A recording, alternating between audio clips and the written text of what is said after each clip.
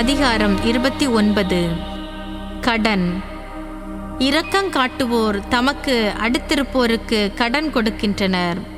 பிறருக்கு கை கொடுப்போர் கட்டளைகளை கடைபிடிக்கின்றனர். அடுத்திருப்பவருக்கு அவருடைய தேவைகளில் கடன் கொடு.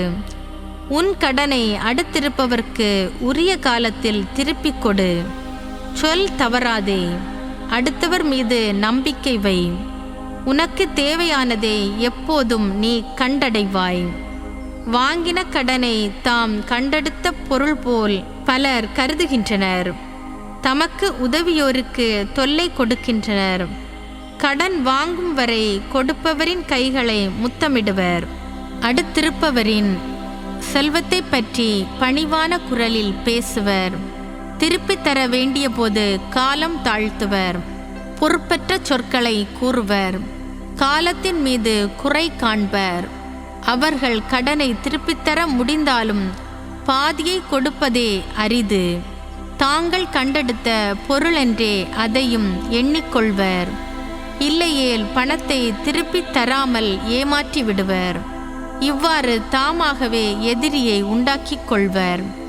சாபத்தையும் வசைமொழியையும் திருப்பிக் கொடுப்பர். மாண்புக்கு பதிலாக இகழ்ச்சியை தருவர்.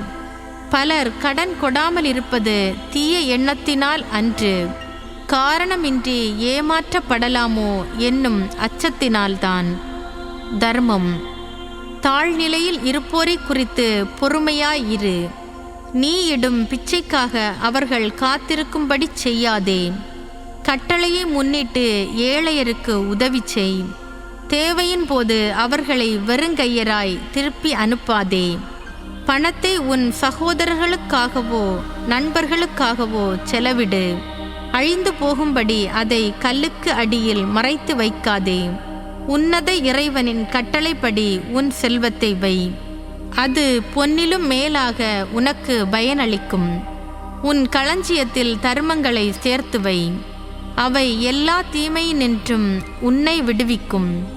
வலிமையான கேடயத்தையும் உறுதியான ஈட்டியையும் விட மேலாக அவை உன் பகைவரை எதிர்த்து உனக்காக போராடும்.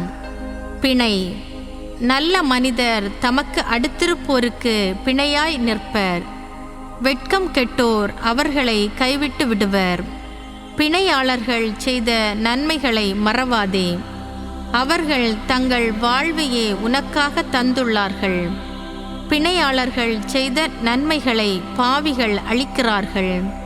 தங்களை விடுவித்தவர்களையே நன்றி கெட்டவர்கள் கைவிட்டு விடுவார்கள். பிணையாய் நின்றதால் செல்வர் பலர் சீரழிந்தனர். கடல் அலை போல் அலைக்கழிக்கப்பட்டனர். பிணையாய் நிற்றல் வலிய மனிதரை வெளியே துரத்தியது. அயல் நாடுகளில் அலையச் செய்தது. பயன் கருதி தங்களை பிணையாளர் ஆக்கிக் கொண்ட பாவிகள் தங்களையே தீர்ப்புக்கு உட்படுத்திக் கொள்கிறார்கள். உன்னால் முடிந்தவரை அடுத்தவருக்கு உதவு. நீயே விழுந்து விடாமல் எச்சரிக்கையாய் இரு. விருந்தோம்பல். வாழ்வின் அடிப்படை தேவைகளாவன தண்ணீர், உணவு, உடை, மானம் காக்க வீடு. அடுத்தவர் வீட்டில் உண்ணும் அறுசுவை உணவை விட தம் கூரைக்கு அடியில் வாழும் ஏழையின் வாழ்வே மேல். குறையவோ நிறையவோ எப்படி இருப்பினும் இருப்பதை கொண்டு மன நிறைவு கொள். அப்போது நீ சார்ந்திருப்போரின் பழிச்சொற்களை கேட்க மாட்டாய். வீடு வீடாய் செல்வது இரங்கத்தக்க வாழ்க்கை. அப்படி செல்வோர் போய் தங்கும் இடத்தில் பேசவும் துணிய மாட்டார். நீ விருந்தோம்பி பருக கொடுத்தாலும் செய் நன்றி பெறமாட்டாய். மேலும் பின்வரும் கடுஞ்சொற்களையே கேட்பாய். அந்நியனே, வா இங்கே, உணவுக்கு ஏற்பாடு செய். ஏதாவது உன் கையில் இருந்தால் எனக்கு உண்ண கொடு. அந்நியனே, மாண்புடையோர் முன்னிலையிலிருந்து வெளியே போ.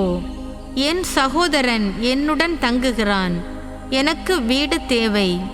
இடம் கொடுத்த வீட்டாரின் கடுஞ்சொல்லும் கடன் கொடுத்தோரின் பழி சொல்லும் அறிவுள்ள மனிதரால் தாங்க முடியாதவை.